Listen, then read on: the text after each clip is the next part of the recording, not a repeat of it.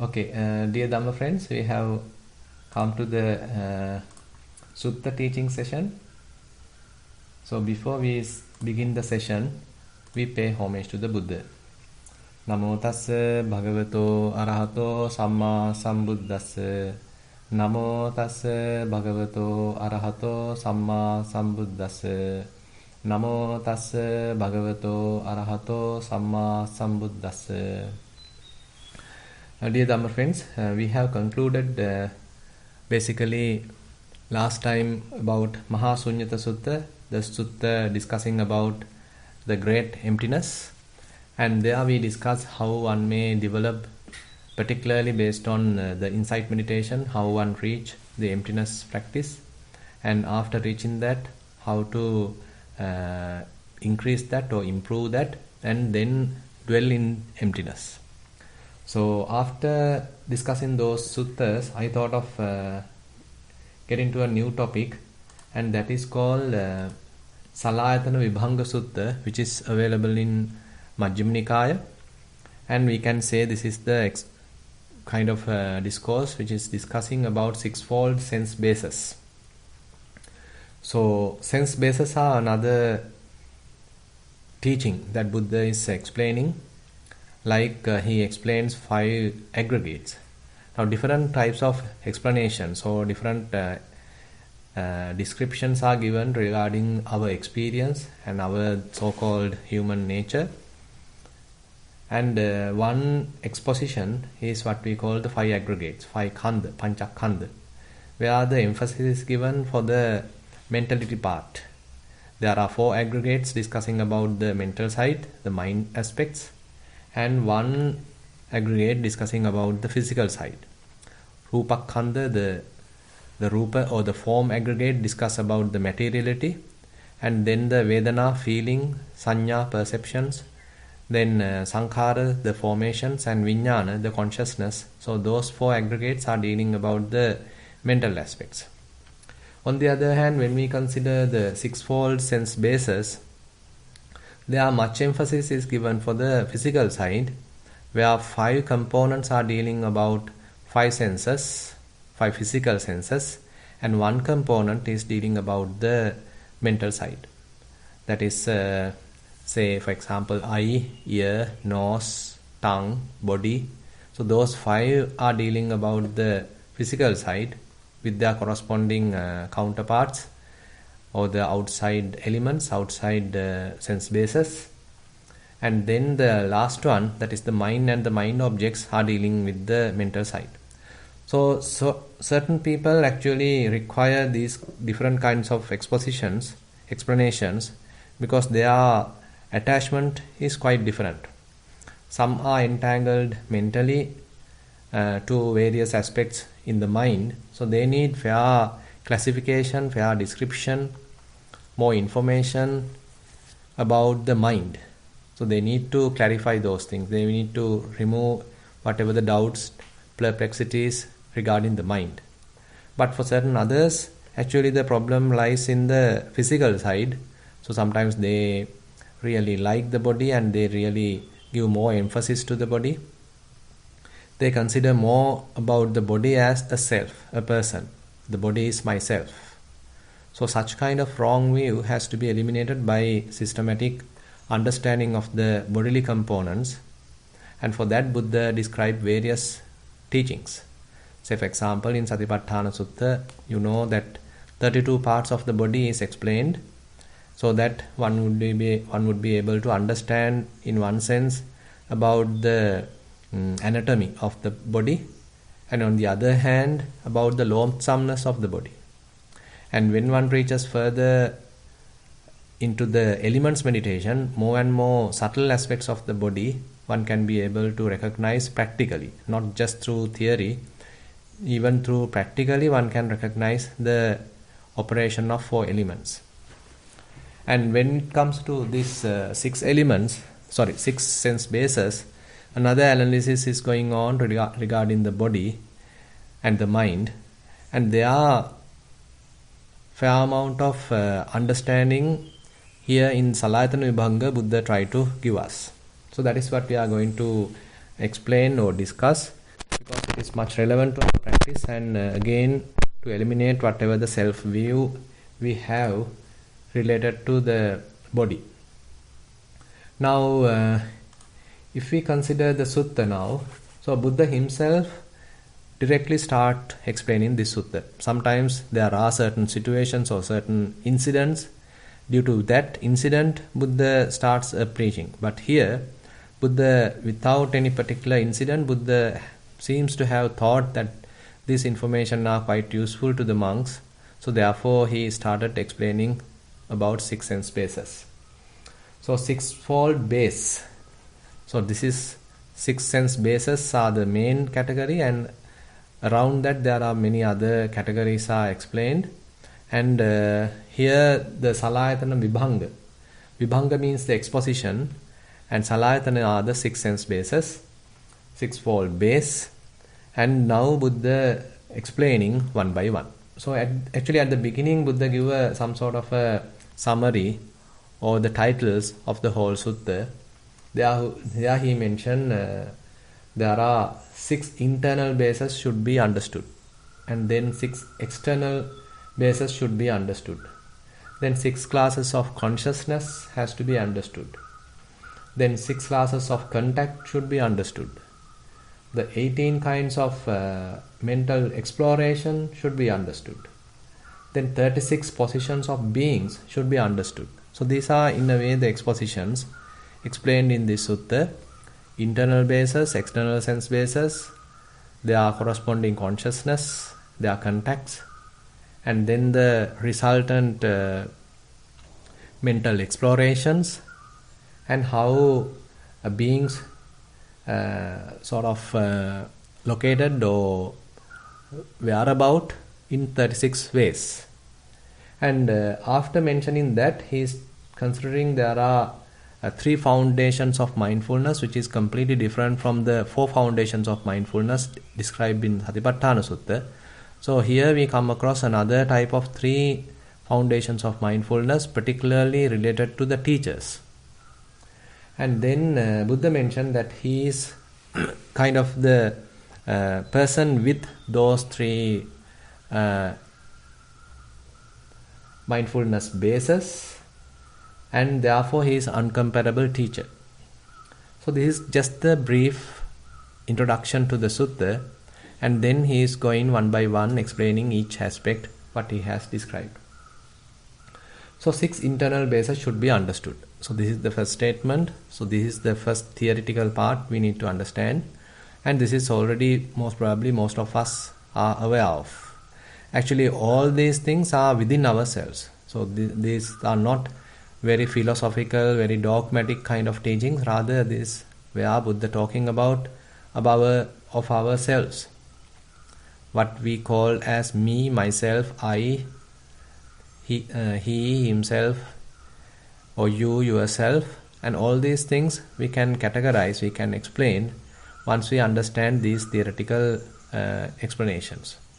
So therefore, these are not outside of ourselves, rather they are well connected to ourselves.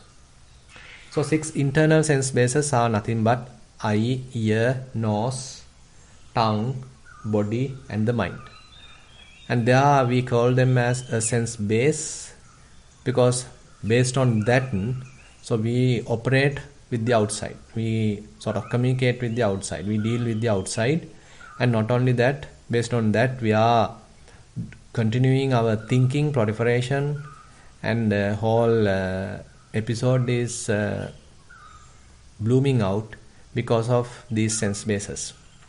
So eye sense base, ear sense base, nose sense base, tongue sense base, body sense base, and the mind sense base. And we'll explain slowly about certain different aspects of these things. And then Buddha get on to the outside sense bases or external sense bases.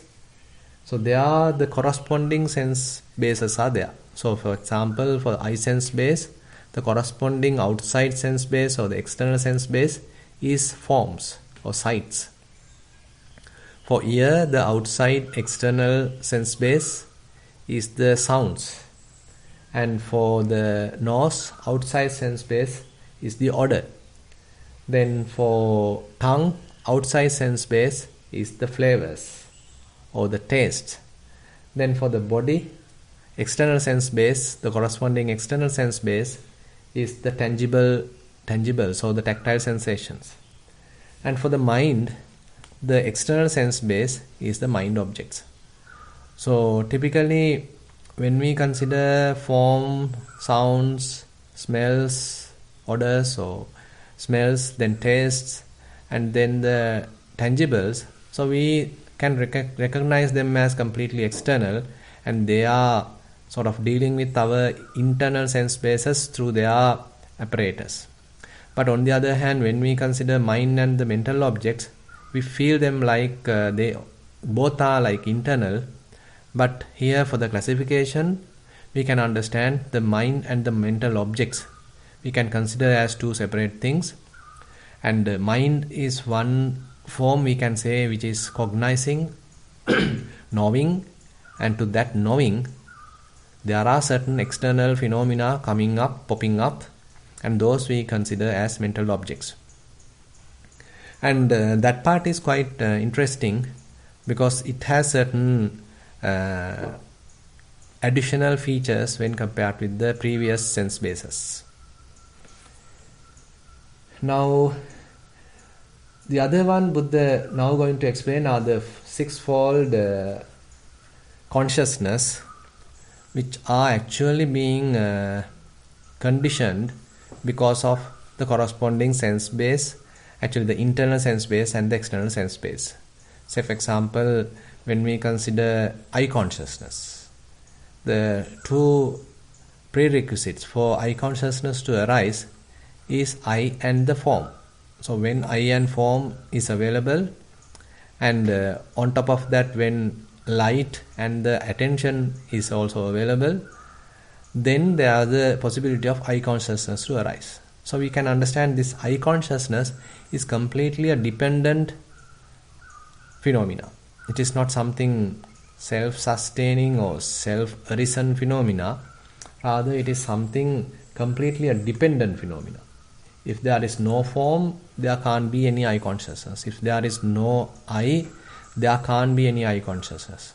Again, if there is no light, there can't be any eye consciousness. Again, if there are no attention, still there is no eye consciousness.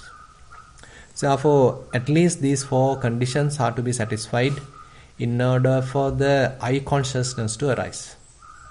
So all these things in a way very much like science, where certain components are there.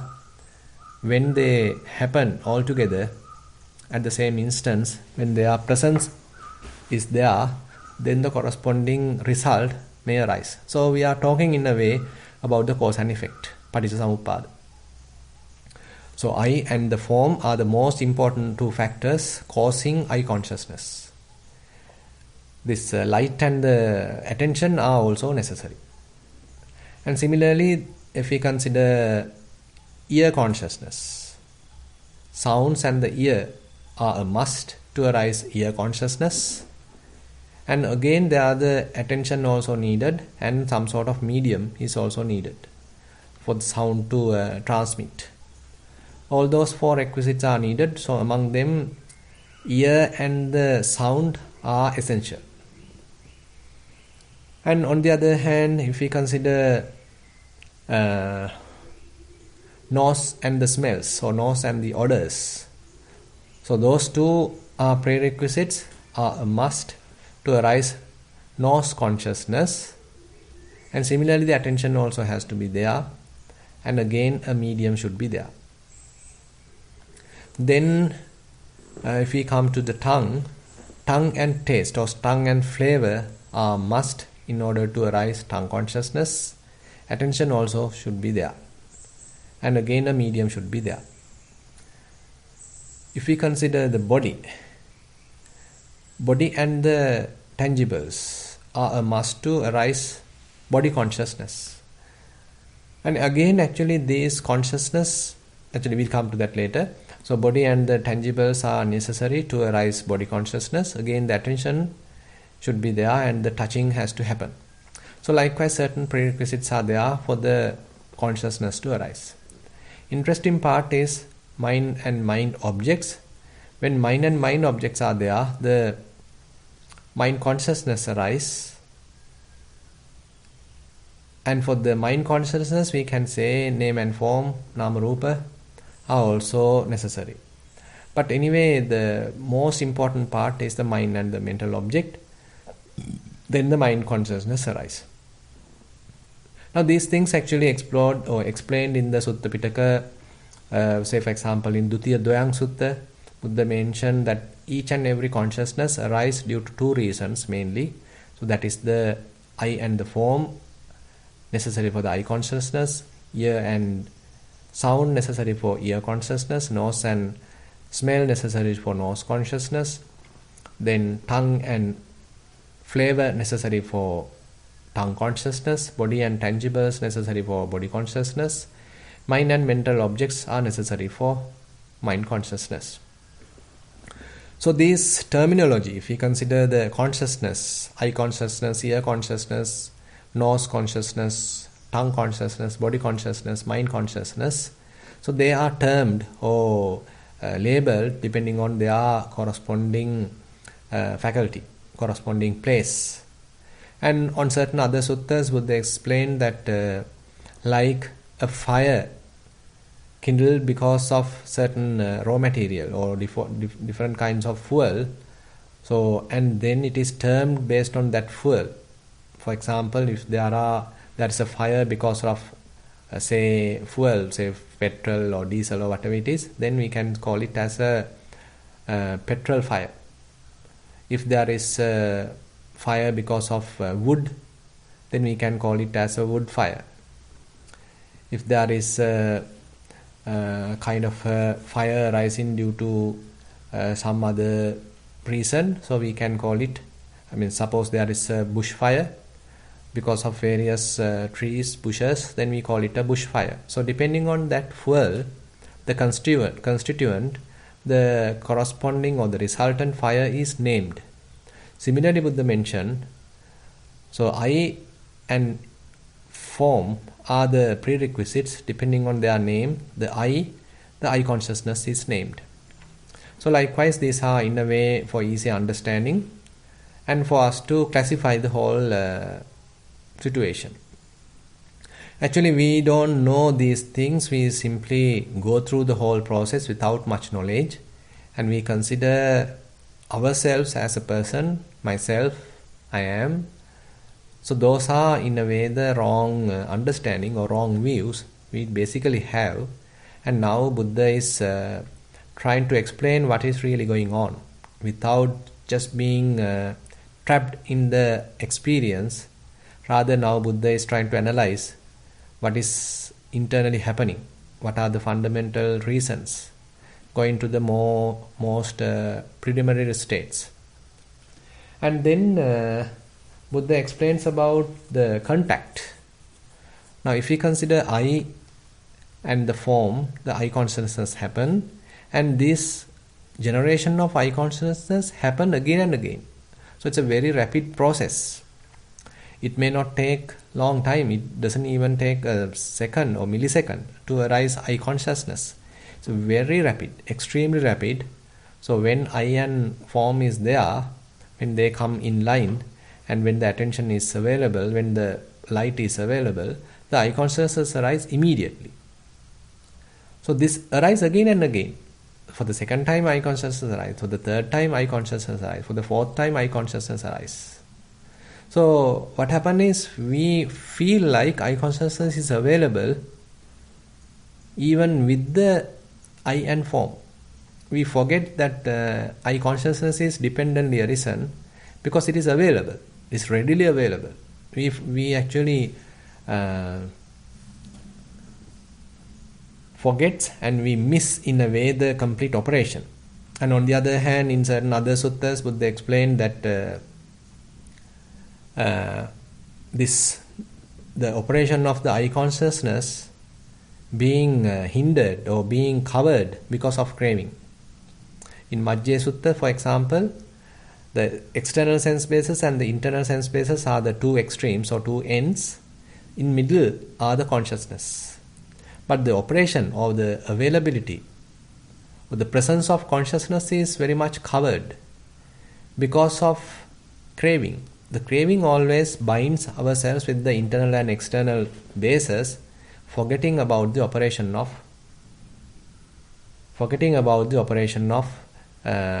consciousness. Now that is why in a way we can see that Buddha is trying to explain us what is really going on, going more deeper, going more to the fundamental levels. Now when I and form are there, then the I consciousness arises. When it is happening repeatedly, we feel like all these three are present. Now when these three are present, quickly available, then the eye contact is going to happen. So eye contact also therefore is conditioned. For the eye contact to arise, those three conditions are necessary: eye, form and eye consciousness. Since they are happening almost together, then we call it as eye contact. Similarly, when ear, sound are there, the ear consciousness arises. When it is happening repeatedly, all these three are available, and as a result of that, ear contact going to arise. Sota sampassa. And when consider the nose and smells, or nose and odors are available, then the nose consciousness arise. These things are arising again and again repeatedly. Therefore, all these three are present all together. And as a result of that, when they are available together, we call it the nose contact, ghana sampassa. And if we come to the tongue and the flavors are available. As a result of that, the tongue consciousness arises, and these three are happening again and again. As a result of that, the tongue contact, jihva sampassa, going to be available. And tactile sensations and the body are available, and as a result of that, the body consciousness is available, and it is happening repeatedly. So altogether we call it as body contact. When mind and mind objects are available, mind consciousness arises, it is happening repeatedly, we call it as mind contact or mano sampassa.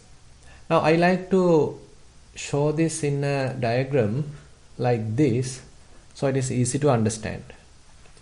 Now there are, hope you can see the diagram. So 6 internal bases. So they are the eye, ear, nose, tongue, body and the mind. So they are, we can call it them as sorry Jennifer. Apologies, Bante.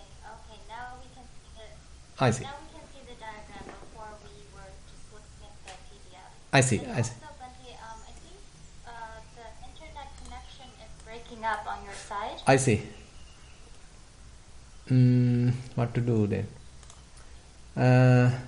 Actually, I have no control over that. Jennifer, maybe is it all right now? It's not too bad. It just comes in and out. I see. So, yeah, if there's nothing else that can. Yeah, because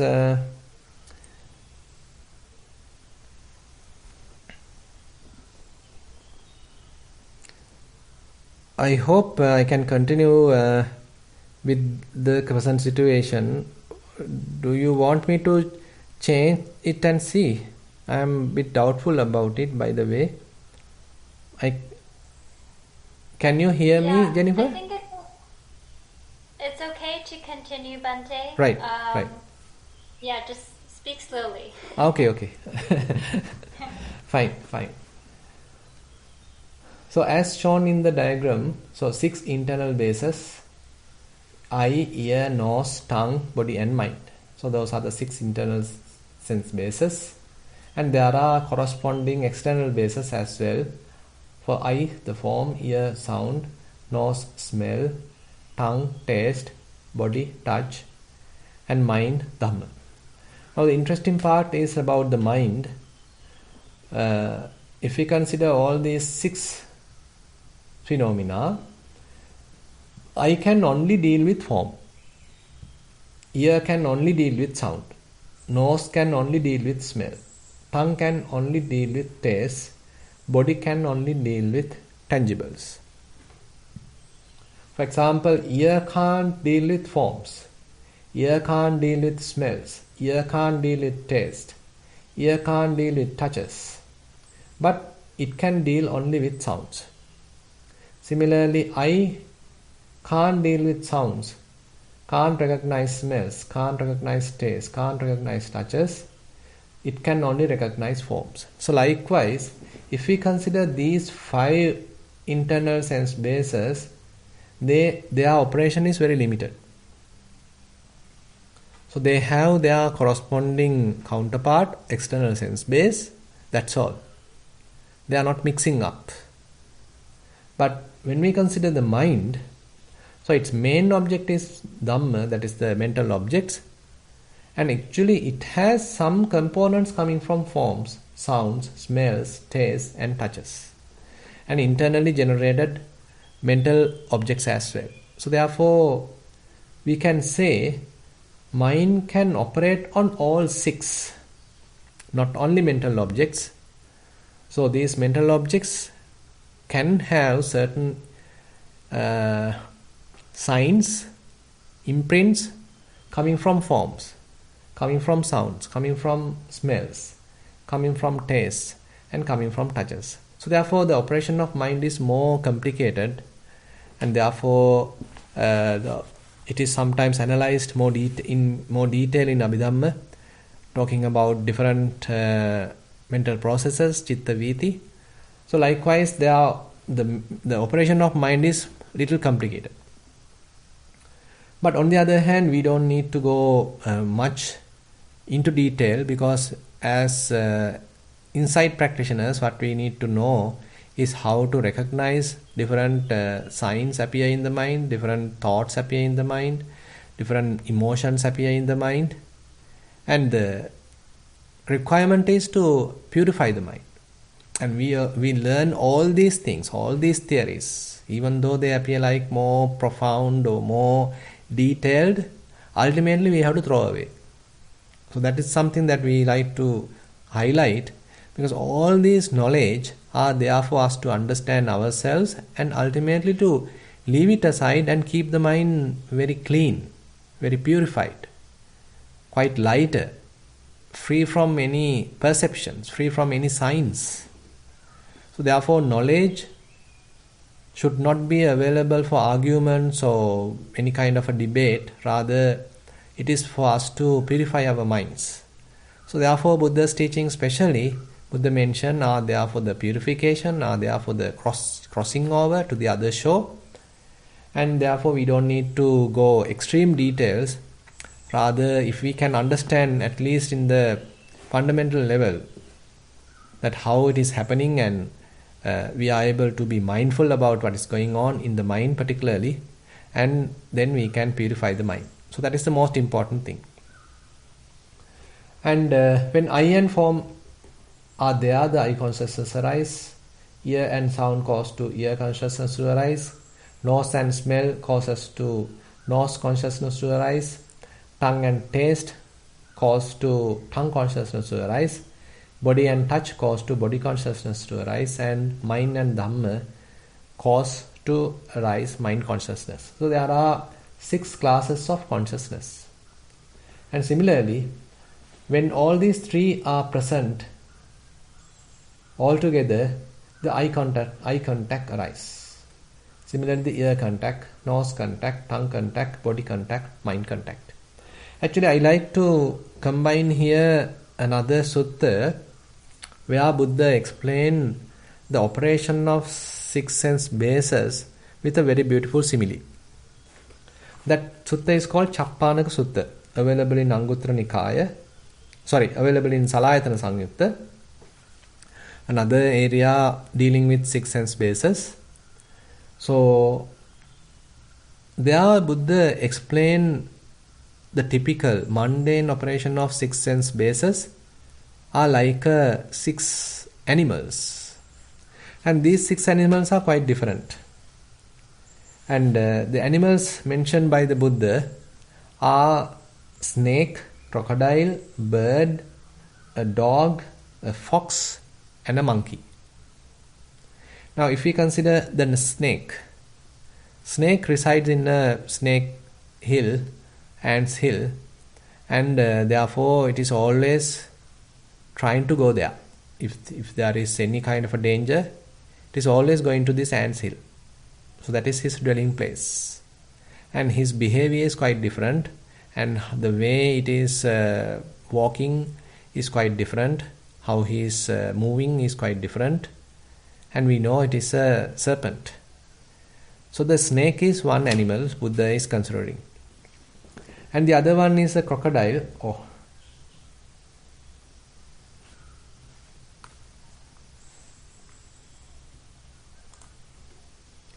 I was disconnected. Hope now you can hear me. Yes, Bante, now you're back, but we do not see the screen sharing. Can you see now? Can you see the screen now? On my side is still... Okay, it just loaded. Okay.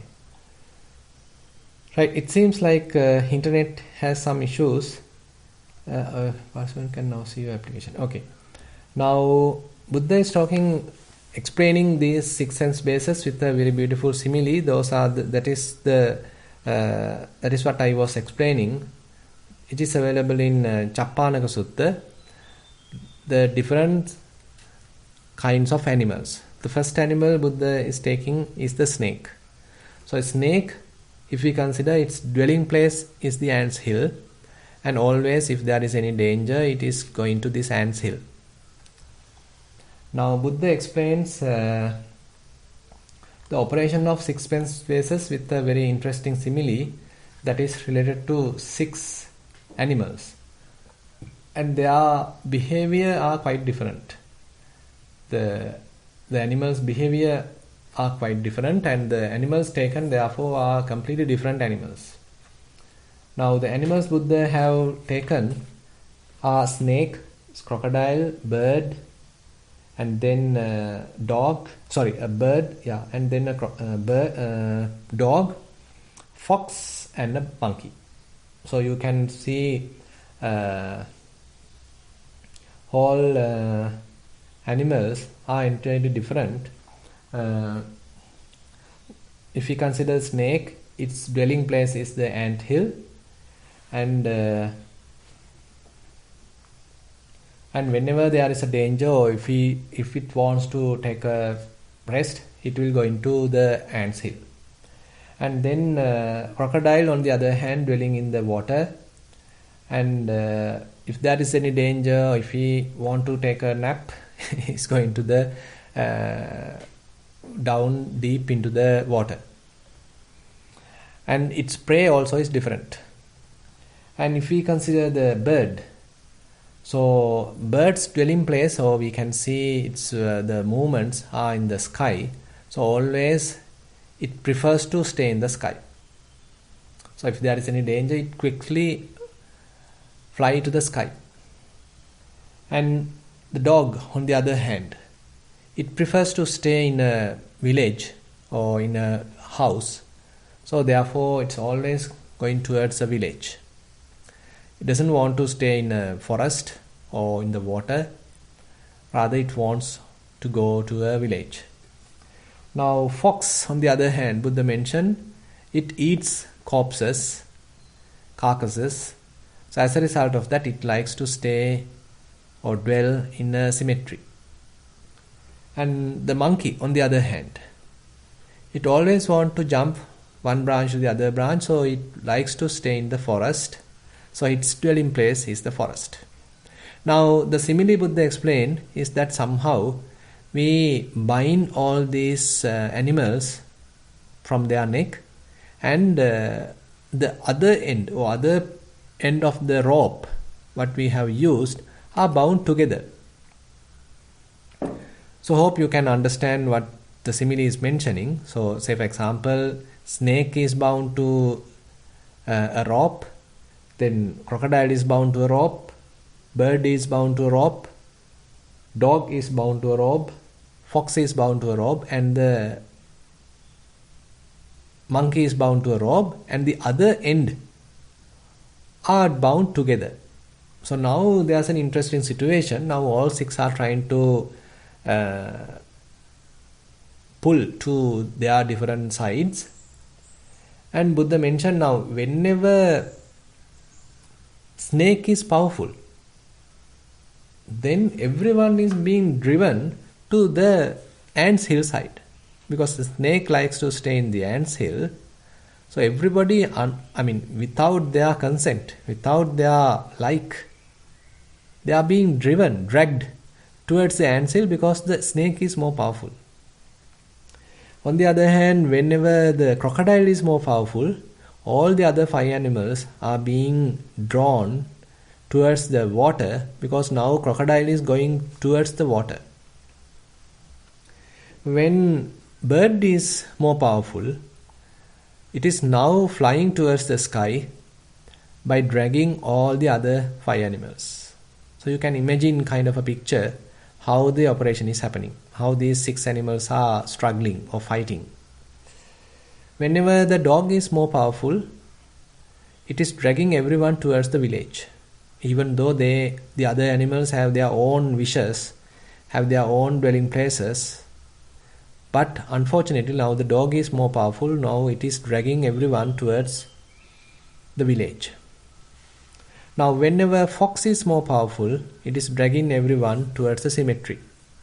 Even though others don't want, they are helpless. Whenever the monkey is more powerful, it is dragging everyone towards the forest, even though others don't want it. Now Buddha mentioned this is the typical untrained behavior of the six sense bases. Now we can see this is the untrained, that is very important. So this is a typical behavior. Now these six animals, now Buddha very much analogs to six sense bases. The operation of snake is very much like the operation of eye. Operation of crocodile is very much like the operation of ear. Operation of bird very much like the operation of nose. Operation of dog is very much, or the behavior of dog is very much like the operation of the tongue. The behavior of the fox is very much like the operation of the body. And the behavior of the monkey, and that is very easy to understand. The behavior of the monkey jumping from one object to the other object is very much like the operation of the mind. Now, when we consider the six sense bases, they are operating like these six animals. Whenever one is more powerful, towards that powerful faculty, we are being driven. Say, for example, you are simply sleeping, and all of a sudden there's a huge sound. You're being awaked and you are now frightened, and now you are driving towards the sound. So that is what that old story in the forest happened, that there is a fruit being dropped closer to a rabbit. So rabbit got awakened and he was so frightened, thinking that the sky is falling. Now it starts to run. So similarly, at this moment, the sound is more powerful, ear is more threatened. So towards that direction, all the other things are working. So therefore, at a given moment, one of these faculties are active in a way. But because of their extreme rapid behavior, we feel like everything is happening simultaneously. But it is very much like switching happening between these sense bases. At a given moment, one is more powerful. And to that we are giving more prominence. While, say, eating, probably we may be giving more prominence to the taste because the tongue is in full operation. It is the task its task being given more prominence. Suppose we are watching kind of a scenery. Probably even when someone else is talking, we can't even hear that because we are so indulging with seeing, with sightseeing, or with enjoying through our eyes. Or if we are hearing something, assume that you are hearing a song. Probably you even close your eyes to fully indulge in that sound. And all the other senses are very much like passive. And at this moment, this ear is the most powerful. So likewise, you can understand these sense bases are taking chances or taking the turns and operating depending on the intensity of their input coming from the outside. The forms, sounds, smells, taste, tactile sensations and the mind objects. So they are, depending on their intensity, we are being driven towards that side. Now this is how our cells are being operated. Now actually just to give some outside information, I like to connect this with the just to continue the other part of Chappanaka Sutta.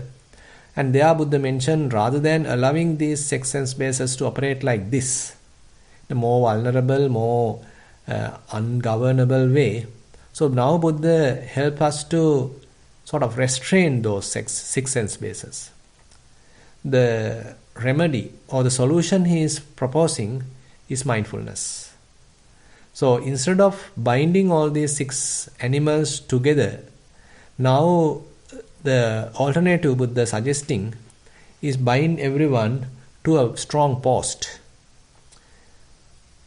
Snake is bound to the post, then the crocodile is bound to the post, bird is bound to the post, dog is bound to the post, fox is bound to the post, and the monkey is bound to the post. Now, when everyone is bound to a very strong post, even though they are trying hard to go towards their most beloved places, their individual dwelling places, they can't move because they are being bound to a strong post. There Buddha mentioned this strong post is very much like our practice, mindfulness practice. Again and again the eye is trying to pull towards sights, but we are taking our attention back to the mindfulness object, whatever the primary object. Again and again various sounds are trying to pull ourselves, but we are taking care of not allowing that, paying more attention to the primary object. Again and again different smells, odors are trying to take our attention, but without being interested of that, we are taking our attention back to the primary object. Again and again sometimes different tastes are trying to take our attention, capture our attention. Without continuing that, we are trying to pay more attention to the primary object. Sometimes different tactile sensations are also trying to break our attention, catch our attention, but we are paying more attention to the selected primary object.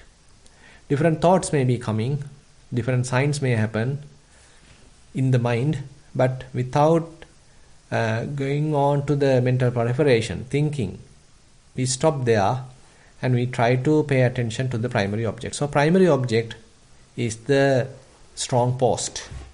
Again and again we are using to control ourselves or to sort of restrain our mind, to restrain six sense bases, and that is in a way the trainee, the person who is trying to train himself, trying to restrain himself is operating.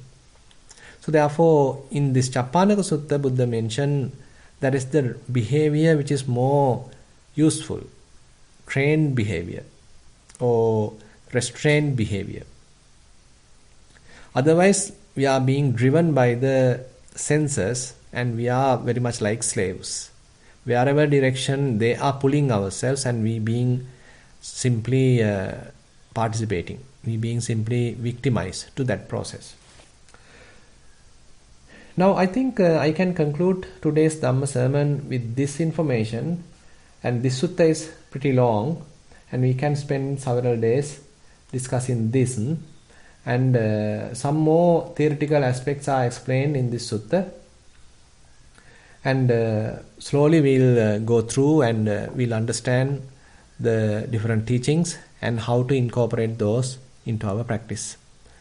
So thank you very much for attentive listening. Now I like to open the session for questions. Thank you, Bhante. Sadhu, sadhu, sadhu. So if anyone is new to this group, welcome. You may ask questions by either raising your hand or you can also send them via the chat. So Bhante, hey, I guess while we wait for others with questions, Yeah. Is it possible that what the mind is drawn to, or the attention that it pays the most to across the 6 sense bases, a lot of that is based on habits. Mm-hmm. So I've noticed that it's not always necessarily what is the most strongest or the most powerful sense base that necessarily the mind is aware of, but there could be more subtle ones that the mind naturally gets drawn to. Is that an accurate understanding, Bhante? Yeah, of course. Actually, the other 5 sense bases are supporting, and mind is the one actually doing the most interesting, most important part. So that is sometimes, actually, this is also explained in another sutta. I actually like to refer that. There is one Brahmin, actually he is a very wise person called Unnaba Brahmana. So he once visited the Buddha, and he is asking this very much interesting question, and he has actually observed the operation of these 6 sense bases. So he is asking, now there are 6 internal sense bases are there: eye, ear, nose, tongue, body and the mind, and their corresponding counterparts are also there: form, sound, smell, taste, touch and Dhamma. Now he is asking a very interesting question, actually what we discussed today. He is mentioning eye only can operate with forms, it can't operate with anything else. Ear can only operate with sounds, it can't operate with other things. So likewise they have their own separate domains. Eye has its own domain, ear has its own domain, nose has its own domain. So likewise they have their individual private domains. So his question is, ultimately when they are operating with these different domains with their corresponding counterparts, there is no result being captured at that level. Even though I see the forms does not stay in eye. Even though ear can listen to sounds, hear sounds, sound does not stay in the ear. Even though nose capable of knowing various smells, those smells does not operate or register in the nose. And even though the tongue is capable of recognizing different tastes, so those different tastes are not remaining in the tongue. Once you say drink some water, everything is gone. And even though we go through various sensations, tangibles through the body, so they quickly go away. They are not being registered by the body. So where are they going to be registered? Who is the one ultimately eating everything? Who is the one ultimately consuming everything? Remembering everything? So this is the question the Brahmin Unnaba is asking from the Buddha. And then Buddha mentioned mind is the one consuming the whole thing. Mind is the one remembering the whole thing. So therefore mind is most important, as you have mentioned. So even though we see certain forms through our eyes, it is just an apparatus. It is just a sensor. Eye is the external sensor, but the complete cognition part happen in the mind. Even though through ears we hear different sounds, whole cognition part happen in the mind. So ear is simply an apparatus. So you can understand similarly, the nose is simply an apparatus, and the recognition part, cognition part, completely happen in the mind. So this operation actually is not typically fully pure in the sense. It is not completely correct. So we do a lot of additions to this whole operation. Say for example, through the eyes, you see a kind of a form. And assume that a young man is looking at a young woman. So actually at the beginning what eye captures is just the color and the shape. That's all. So once the color and the shape being captured by the eye, now that information being transmitted to the brain, so inside the brain many functions going to happen. It inverts the image, and on top of that it recognizes depending on the past experience, past signs, and onto that now this young man adding his own traits, adding its own habitual tendencies. Now for him the picture may be very interesting. This woman may be very interesting. He wants to look again and again. So he now may be even going towards her because he is being interested about this sight, and the feeling that he got is quite pleasant, pleasurable. So there are a lot of additions happen internally in the mind. So eye is simply capturing the image, the shape, color, but lot of processing, lot of conditioning is happening inside. So therefore the same object seen by two people may give a different impact or different result internally to those two people. Suppose the same woman being seen by an old man, then he might not feel that interested. Probably he might think that she is very much like my daughter, my granddaughter, or something like that he may think.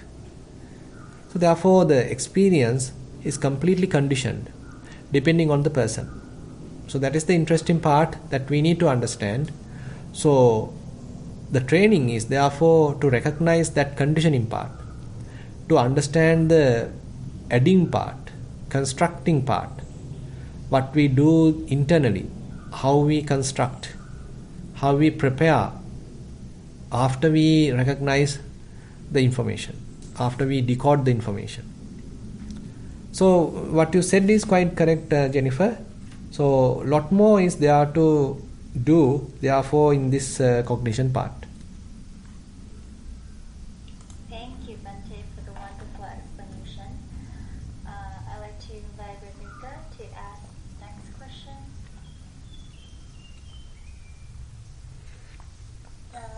Thero Saranai Bhante. Yeah. My question is actually related to what you said just now, as well as there are two questions. One is if I ask you related to this answer. Yeah. When you said that form and I met and the conscious created, it means that conscious is created in the mind, not in the eye. No. Consciousness is created at that very moment, but once the consciousness is created, later we do a lot of additions, multiplications, and all these conditioning part happen later. The consciousness is a kind of a momentary experience, just another moment. So it simply capture the sound, it simply capture, if we consider the eye consciousness, it may only capture the shape and the color, and on top of that many other additions and all the other subscriptions, additions, multiplications, conditioning, all that happens internally at the mind. So that we can call as mind consciousness. Okay. Yeah. my other question is now, mostly in the life we do multitasking, and we think that we are doing everything together. So we always think like that, oh, I can do many things together. I can work, while working, I can listen, and while walking, I can eat and things like that. So, but according to this, so it is not the multitasking we are doing, but it's happening so fast, so we think it is a multitasking. Yes. And sometimes we can find out, we can feel also sometimes while we are driving the car, if somebody is talking and we listen to that, and suddenly something danger happens, so we forget about that listening and we go to that looking, Correct, so, yes. So it means we can't hear anything, even though that person was telling very important thing, but you can't hear that, and nothing goes into your mind. Correct. So so one day, so every time we do something, it means only one thing at a time we can do, isn't it? Yeah, one thing we can do at a time, but we can quickly switch. So this multitasking is nothing but switching between different tasks. So this actually the scientists have found this quick switching between tasks is harmful to the brain. Okay. So now what they are telling is, rather than doing multitasking, at least considerable period of time you spend more time in a selected task, and do it well, and do it wholeheartedly, do it with full attention, do it 100%, and then you can improve the efficiency because your full brain is involved there. And then after a considerable period of time spending there, now you can switch to another task, and once you select that task, you spend full capacity there, full involvement is there, and then you do a considerable task there, and then after coming to a kind of a milestone, then you switch to the other task. So what happens in the typical mundane type of multitasking is, without spending more time onto any given task, we are quickly switching. So then the brain can't capture enough information, brain can't invest enough resources to that particular task. So therefore fragments are being captured. So therefore scientists have found, so this is little harmful to the brain. So quickly touching or quickly switching between different tasks, many different tasks, without giving full capacity of the brain to any of these activities, and therefore there's a kind of a harmful effect going on in the brain. Yeah. But actually, while listening to you, that I was thinking now, there's an instance that we talked many times in the past also with different Dhamma discussions, that while walking, you can, while you advance in your meditation, when we are doing the walking meditation, we can see the outside things, but still we can concentrate on our walking. So, correct. So what is happening in that kind of a moment, Bhante? Yeah. So I mean, the walking happens habitually in a way, but we give more prominence to the touching sensation, and we neglect what we see. We are not giving more prominence to what we see, or what we hear, or what we smell, or what we even think. Rather, more emphasis is given to the primary object. Primary object is nothing but the sensations available at the foot. So that is very much like the simile, the second simile of the Buddha. So other animals are trying to say drive or take our attention to other directions. But again and again we give more prominence to the body. So here actually the body is taken more prominence, the body sensation. So body sensation is again selected at the foot at early stages. So whatever present at the foot, the body sensations available at the foot is given more prominence. So again and again we are driving, or we are pulling our attention back there. We are trying to maintain our attention there without allowing other senses to operate in a vulnerable fashion. It means actually that not that they are trying to pull us away, but prominence are going to give the sensation of the food. Yeah, we are giving more prominence to the sensation. Habitually, we might get kind of triggering coming through the other senses, but we are neglecting them. We are very much not giving any emphasis to them. And Buddha mentioned Buddha mentioned after trying to pull those 6 animals to their own directions, ultimately they give it up, because they understand the strong post is more powerful, more stronger, so they can't operate by their own wish, at their own wish. So therefore, ultimately they tame themselves. Ultimately they calm down. So that is the operation of the mindfulness. So now, say for example, different sights you may see, but you are not interested. Different sounds you may hear, but you are not interested.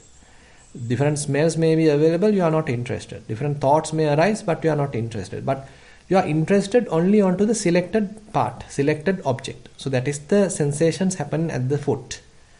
So that is kind of a training. So it has to happen through training. Through training we can do this. So that is the advice in a way. Through training we can train, or we can restrain the faculties, the sense bases. Thank you, Bhante. Thank Yeah, you. okay. You answered all my questions. Thank you very much. Yeah, okay. Thero Sannai.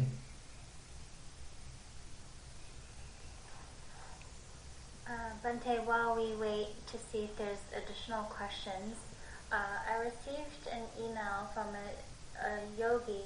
She mentioned that you may have mentioned about a monthly Saturday program. Is there an ongoing monthly Saturday program, Bhante? And can you share the Zoom information in this chat, please? Yeah, sure.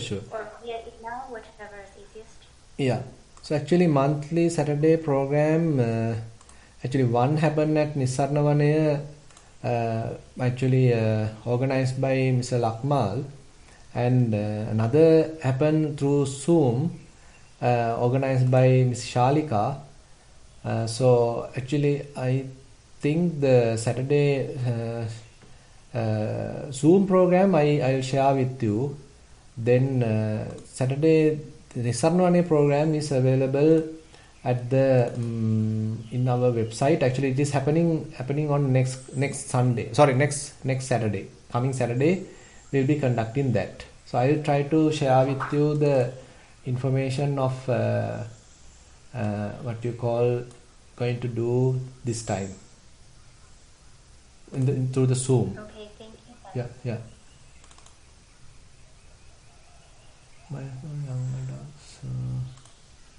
Let me see. So it came through email, right, Jennifer? I'll try to email it to you in case I couldn't find it out. Okay, that's no problem, Bhante. You may email it to me, and I can email it out to all the participants in case they are interested. And all the Zoom programs actually are available in the Nissarana website. I'll share that link also. So many programs are there, conducted by myself, Bhante Dhammajiva, and various other monks. So I'll share that whole description, whole information, just one link. Wonderful. Yeah. Bhante. Yeah. This Shalika has mentioned the other one, what she organized, that typically happens as the last Saturday. Nissarana program happens very much either in the first Saturday or the second Saturday. It's a in-person program. It's a retreat, so you have to come. Okay,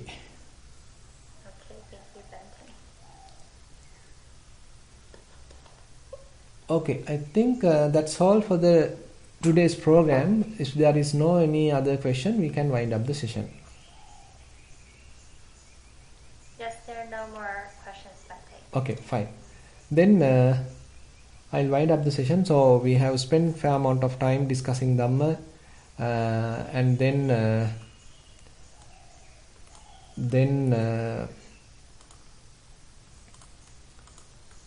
we spend some time in discussing and learning Buddha's teaching. So with that, we were able to recognize or accumulate some merits. So we'll share these merits with all the passed away relatives, all celestial beings, and whoever in need of merits. We wish ourselves also to help these merits to attain path, fruition, nibbana. While keeping these good wishes in our mind, let's recite the traditional verses. Ettavatacha amhehi sambatang punya sampadang sabbe deva anumodantu sabba sampatti siddhya. Ettavatacha amhehi sambatang punya sampadang sabbe bhuta anumodantu sabba sampatti siddhya. Ettavatacha amhehi sambatang punya sampadang sabbe satta anumodantu sabba sampatti siddhya. Akasattha bummata devanaga mahiddika punyantang anumoditva chirang rakkantu sasanang. Akasattha bummata devanaga mahiddika punyantang anumoditva chirang rakkantu desanang. Akasattha bummata devanaga mahiddika punyantang anumoditva chirang rakkantu mamparang. Idang vo ñātīnaṁ hotu sukitā huntu ñātayo. Idang vo ñātīnaṁ hotu sukitā huntu ñātayo. Idang vo ñātīnaṁ hotu sukitā huntu ñātayo. Imina punya kammena māme bāla samāgamo satang samāgamo hotu yāva nibbāna pattiyā. Imina punya kammena māme bāla samāgamo satang samāgamo hotu yāva nibbāna pattiyā. Imina punya kammena māme bāla samāgamo satang samāgamo hotu yāva nibbāna pattiyā. Sadhu, sadhu, sadhu.